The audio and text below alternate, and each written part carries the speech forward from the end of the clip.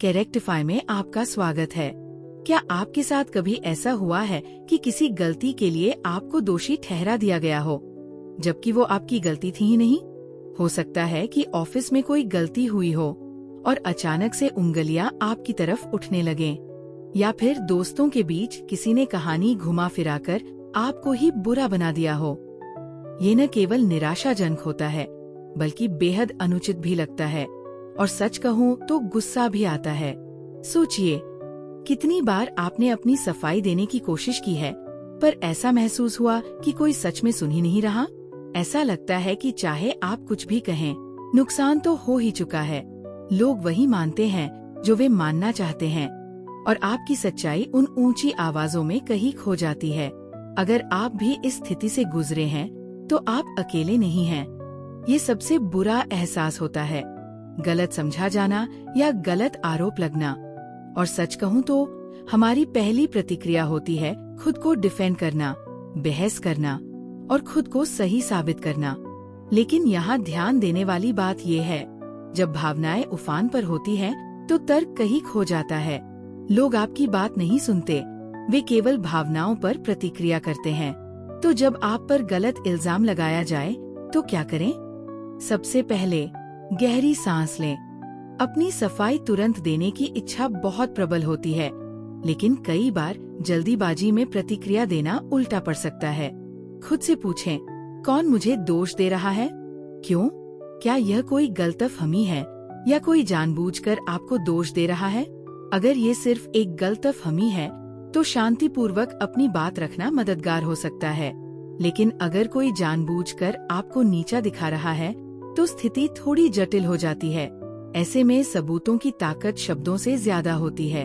अगर आपके पास message, email या गवाह के रूप में कोई सबूत है, तो अपनी बात को तथ्यों के साथ रखें। मैंने ऐसा नहीं किया कहने की बजाय, मुझे लगता है कि इस पर कुछ भ्रम है, लेकिन यहाँ जो वास्तव में हुआ वो ये है, कहना ज्यादा प्रभावशाली होगा। पर अगर कोई आपकी बात मानने को तैयार ही न हो, यही सबसे मुश्किल हिस्सा है।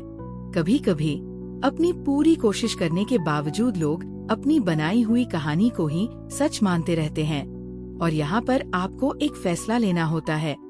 क्या आप लोगों को सच दिखाने के लिए लड़ते रहेंगे, या एक कदम पीछे हटकर समय को सच उजागर करने देंगे? क्योंकि सच्चाई अक्सर बाहर आती है, बस हर बार तुरंत नहीं। जो लोग आपको सच में जानते हैं, आपके किरदार, आपकी ईमानदारी को, they won't be so quick to judge। और अगर कोई आपकी साइड सुने बिना ही आपके बारे में सबसे बुरा मान लेता है, तो क्या सच में उन्हें आपकी ऊर्जा की जरूरत है? एक और महत्वपूर्ण बात, गलत इल्जाम आपके आत्मविश्वास को हिला न दे। खुद पर शक करना आसान हो जाता है, सोचने लगते हैं, क्या मैंने कुछ गलत किया? लेकिन याद रखें, किसी का आपको दोषी ठहराना इसका मतलब नहीं कि आप दोषी है।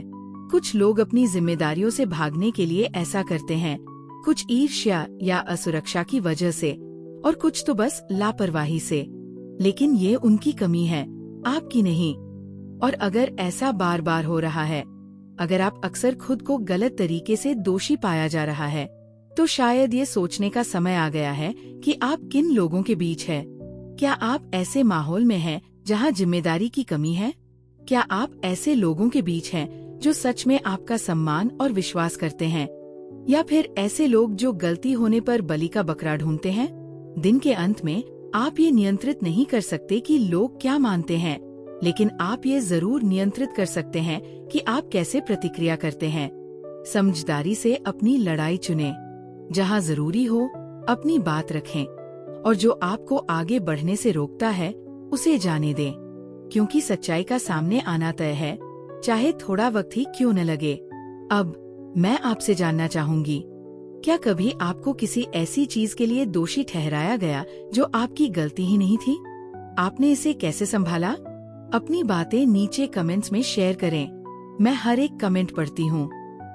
और जाने से पहले इस वीडियो को लाइक करना न भूलें। इसे किसी ऐसे व्यक्ति के साथ शेयर करें जिसे शायद ये सुनने की जरूरत हो, और कैरेक्टिफाई को सब्सक्राइब करें ताकि आप जीवन की कठिन परिस्थितियों को स्पष्टता और आत्मविश्वास के साथ संभाल सके। देखने के लिए धन्यवाद। और अगली बार फिर मिलते हैं।